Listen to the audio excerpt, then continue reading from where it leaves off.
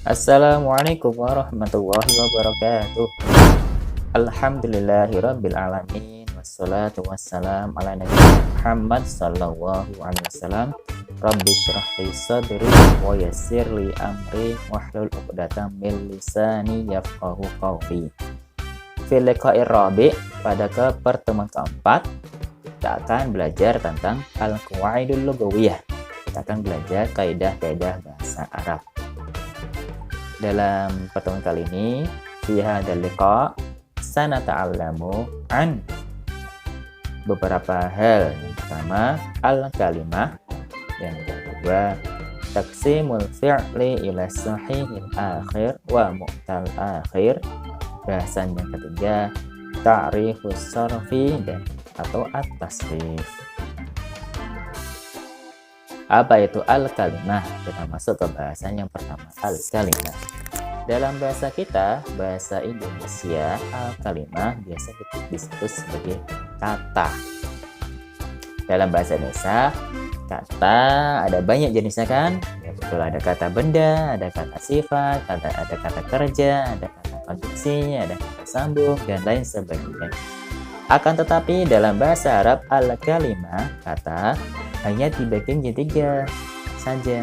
Pertama al-ismu, kemudian al-fi'lu, kemudian al-harfu. Apa itu al-ismu?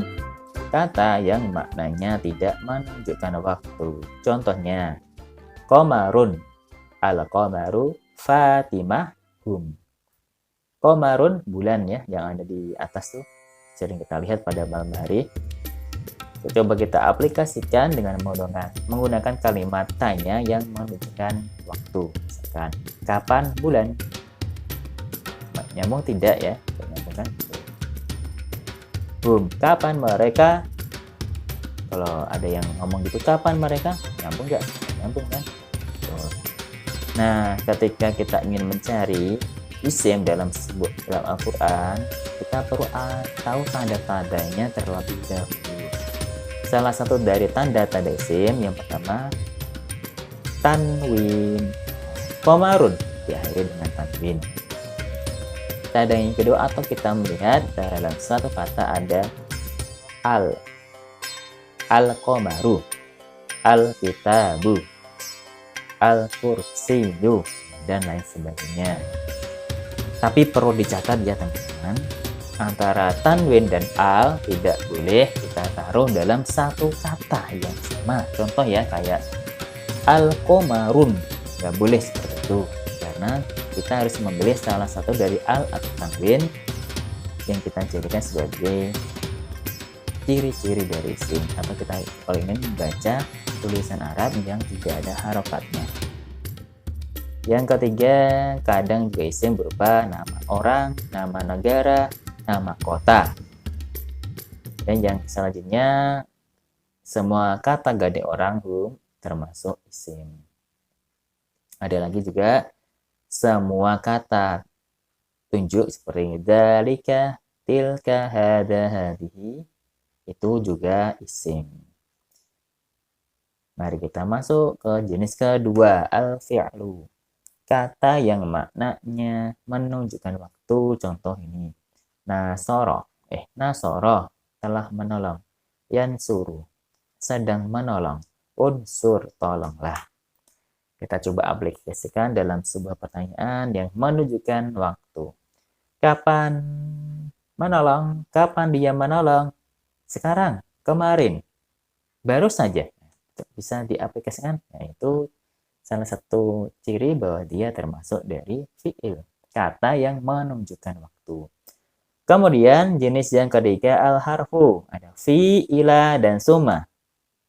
Atau dalam bahasa kita kata konjungsi atau kata sambung.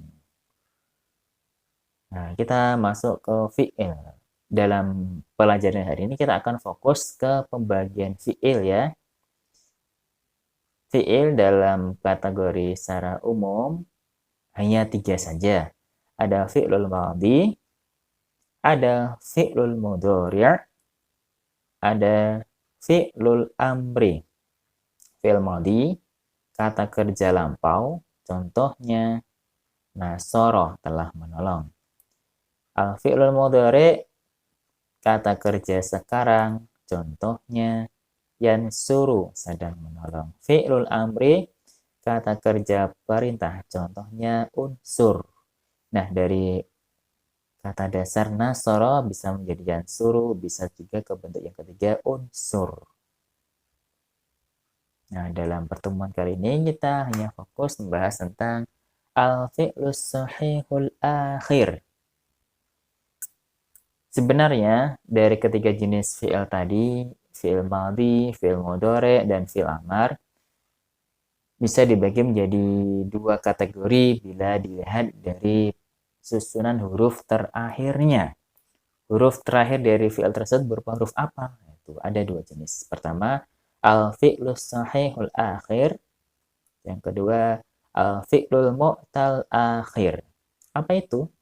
Kita bahas pertama dulu. Al-fi'lus sahihul akhir. Fi'il yang huruf terakhirnya tidak mengandung harfu illah.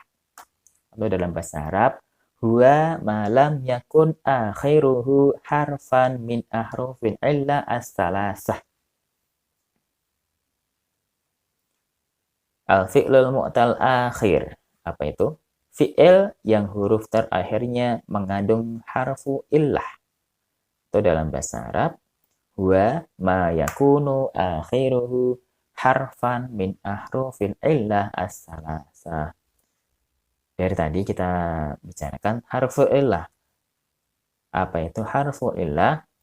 Harfu illah ada tiga jenis saja. Ada tiga macam saja. Pertama ada alif, ada ya, dan juga ada waw. Jadi, bila kita menemukan kata kerja atau fi'il dalam sebuah fi'il tersebut ada salah satu dari alif, ya, atau waw terletak di akhir sebuah kata, maka dia termasuk fi'il mu'tal akhir. Nah, antara hamzah yang ada kepala ain dan alif itu tidak sama, teman-teman. Hamzah yang berwarna pink memiliki harokat. Bisa fathah, bisa kasroh, bisa domah. Nah, ini disebut hamzah. Kalau alif, ini hanya fungsinya sebagai tanda baca panjang. Hanya sebagai man atau tanda baca panjang. Seperti qala. Dia baca panjang kan. Da'a. Gitu. Nah, contoh ada qara'a. Ini huruf terakhirnya berupa hamzah. Da'a. Huruf terakhirnya berupa alif. Maka da'a termasuk fi'il mu'tal akhir. Sedangkan qara'a tidak termasuk fi'il mu'tal akhir karena qara'a huruf terakhirnya tidak berupa alif, waw atau ya. Contoh yang lain ada alqa, as-sayyadu, asyabakah. Da'a al-maridu at-tabib. Tasfu as-sama. Yadenu faslu syita. Kalian perhatikan kata yang Ustadz kasih garis bawah. Ini adalah contoh fi'il ya. Yang pertama alqa, huruf terakhirnya berupa huruf illah yaitu alif. Da'a, huruf terakhirnya berupa huruf illah berupa alif juga. Tasfu, huruf terakhirnya berupa huruf illah berupa wawu. Yadenu, huruf terakhirnya berupa huruf illah berupa wawu. Jadi keempat contoh fi'il ini termasuk al-fi'lu al-mu'tal al-akhir, fi'il mu'tal akhir. Contoh yang lain, khasya Muhammadun rabbahu. Abgi ridal walidaini. Adlamal makanu ittaqadal misbahu. Kita fokus ke kata yang ada huruf berwarna merah ya, itu adalah fi'il. Khasya, huruf terakhirnya berupa ya, yaitu huruf illah. Abgi, huruf terakhirnya berupa huruf illah, yaitu berupa ya. Adlama, huruf terakhirnya siwa harf illah, itu berupa mim, tidak berupa huruf illah. Ittaqada, huruf terakhirnya tidak berupa huruf illah, malah berupa dal. Maka khosyah dan abgi termasuk fi'il mu'tal akhir, sedangkan adlama dan ittaqada fi'il sahih akhir. Kita masuk ke bahasan yang ketiga, yaitu as-sarfu. Dalam bahasa Arab ada beberapa cabang ilmu. Salah satunya ada ilmu sarfi dan juga ada ilmu nahwi. Di antara kedua ilmu tersebut ada perbedaan ya teman-teman. Kalau ilmu sarfi, ilmu yang mempelajari perubahan kata dari satu bentuk ke bentuk yang lainnya untuk memperoleh makna yang diinginkan. Jadi kalau ilmu sarfi menyediakan kata-katanya, kalau ilmu nahwi, ilmu yang mempelajari struktur kalimat dalam bahasa Arab. As-sarf menyediakan kata-kata, ada jalasa, yang disebut jalasa. Sedangkan an-nahwu, bagaimana kita mengaplikasikan jalasa itu dalam sebuah kalimat yang baik dan benar. Jalasa Khalidun, jalasat Khalidun. Di antara dua kalimat ini ada yang kalimat yang salah. Yang salah adalah jalasat Khalidun. Kenapa? Karena tak sukun itu menunjukkan bahwasanya subjeknya juga Khalid harus wanita, nggak boleh laki-laki. Yang benar harusnya jalasat Zainab, jalasat Fatimah. Jadi kalau saraf menyediakan kata-kata, kalau nahwu bagaimana cara mengaplikasikan kata-kata tersebut dalam sebuah kalimat yang benar dan memberikan harokat yang benar juga. Sekarang ke penerapan ilmu saraf. Kita ambil kata yang ada unsur kaf, ta, dan ba. Nah, yang tersusun secara berurutan kaf, ta, dan ba. Biasanya kalau ada kata yang terdiri dari 3 huruf ini secara berurutan berarti mengandung makna tulis. Contoh ya, ada kata ba, ada kaf artinya telah menulis, ada ta, ada ba. Contoh yang kedua, yaktubu artinya sedang menulis, ada kaf, ta, dan ba. Contoh yang ketiga, kitabah, tulisan, ada kaf, ta, dan ba. Katibun, menulis, ada kaf, ta, dan ba. Keempat contoh kata ini mengandung unsur kaf, ta, dan ba yang tersusun secara berurutan. Ini mengandung unsur makna yang mengandung kata tulis.